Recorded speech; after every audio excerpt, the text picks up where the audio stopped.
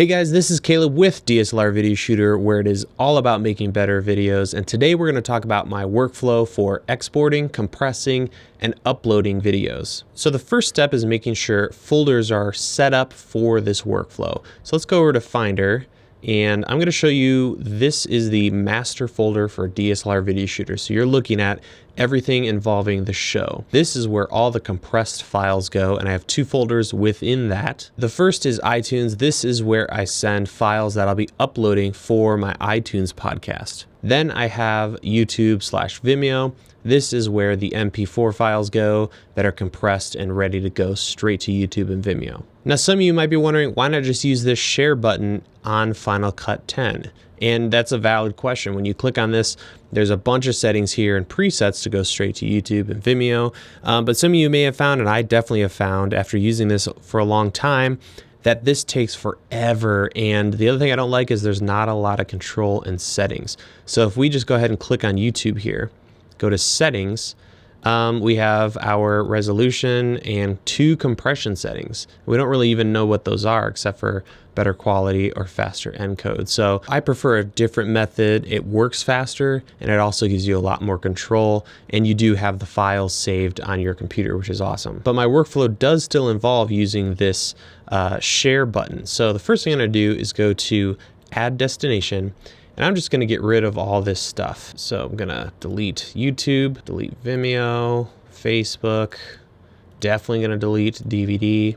And I'm just going to leave master file because I still use that now and then. Now, before we move forward here, we're going to use Compressor and set up a couple custom settings. Compressor is totally worth it, and I highly recommend it. It works really well with Macs, takes advantage of multi-core threading or whatever it's called, and it works seamlessly with Final Cut, which we'll see here in a second. So there's really two tabs we need to focus on: settings and locations. So first, let's deal with locations. You're going to want to hit this plus button down here and navigate to the folder that I talked about. So your compressions, and if you're just going to YouTube, you could just use a single folder, and I already have them here. So we have iTunes and YouTube/Vimeo. Now that we have our locations, let's create some custom settings. So we click on the settings tab, and not the built-in Apple stuff, but under custom, you can create groups. So I created a group called Video Uploads. To create a group, you simply go down, hit the plus button, and say New Group. There you'll be able to name it. So I could change the name of this if I wanted to. And then within that, I created three settings. The first is YouTube and Vimeo. Then I have my iTunes, and finally Vimeo on demand. So if I want to do really high quality compression to send over to Vimeo, if I'm selling, a course or a film or whatever. To create these settings, you just go down to the plus button and say New Setting. What I would recommend is you change the format to MP4. And then you can just hit, you can name it and then hit OK. So here are my settings, and what we want to do is select the setting you've created, go over to the inspector. If you don't see the inspector, it's this little button up here with the little dials. Under General, go to Default Location, and when you first create it, it'll probably say None.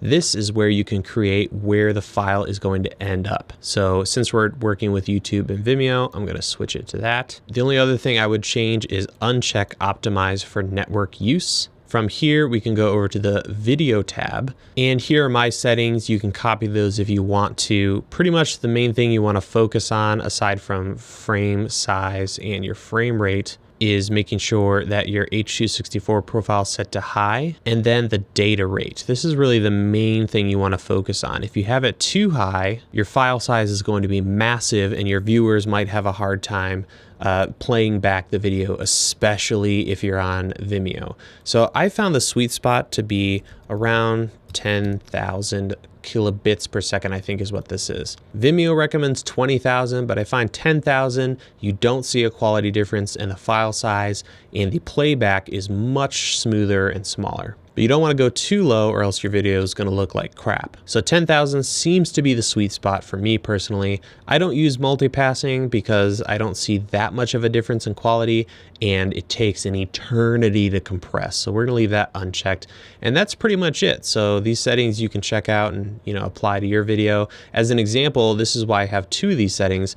iTunes, I want to keep the file size very small so people can watch videos on their phone and download them through iTunes easily. So on my iTunes setting, I don't use 1080, I use 720, and you can see here I have a much lower kilobits per second, so that helps a lot with file size. So that's pretty much it. You can create as many of these as you want. And then now that we have this done, we can actually close Compressor and go back to Final Cut. And I'm going to go back to the share button and hit add destination. Now here's where things can get really cool. You can see here we have a compressor settings setting. I can throw that in here and boom, here's our settings we just created. So if you're just going straight to YouTube all the time, you could go ahead and add that. Now we can close this window. And this is a video that I finished editing recently, and I can hit share and click right to my custom setting over at Compressor. And if I click this, you'll notice under settings we can't change anything because it's controlled by Compressor. If you needed to make changes, you could hit the change button. Then from here you just hit next and you can choose your location, which you already have a folder set up for, and you could hit save and boom, it's going to create your compressed file by using the settings that we set up earlier. Now I'm going to hit cancel because I don't want to just create this one file. I want to create my YouTube file as well as my iTunes file. And there's a super cool way to do that. If we hit the share project button, add destination, and then we're going to drag in a bundle. Under the bundle, I'm going to add a compression setting, YouTube and Vimeo, okay. And then I'm also going to drag in a second compressor setting and add my iTunes. And I can also name this bundle, so I can call this DSLR video shooter. And now I can close this window, go back to the share project button, choose the bundle, and now we're going to be able to do two files at once. You can see down here there's a little back and forth, so we can switch between the two. We can hit next and choose our destination and hit save. From there, Final Cut will go ahead and start sharing our file and we're good to go. So that's pretty much my workflow, guys. From there, I would go ahead and upload those compressed files to YouTube, Vimeo, iTunes, etc. I'm not a super pro with Compressor, so if you have any tips, definitely let me know in the comments below. That's all the time I have for today. Thank you so much for watching, and as always, you can watch new videos here at DSLR Video Shooter every single Tuesday and Thursday. I will see you guys next time.